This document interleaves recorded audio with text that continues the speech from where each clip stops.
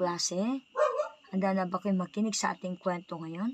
Tara, samahan niyo ako. Ang pagkikipagsapala ni Don Juan mula sa ikalimang aralin, saknong 110 hanggang 232. Nainip ang hari sa hindi pagdating ng dalawang anak. Ibig niyang ipahanap kay Don Juan ang mga ito. Ngunit siya ay nag-alala na baka hindi rin makabalik ang kanyang bunso. Dahil sa kalagayan ng ama, nagkusa na nagpaalam si Don Juan.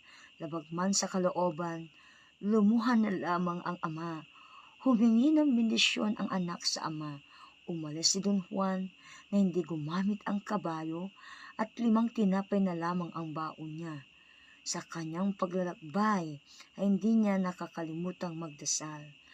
Nakarating siya sa kaparangan at dito niya nakilala ang matandang leproso. Humingi ito sa kanya ng tulong at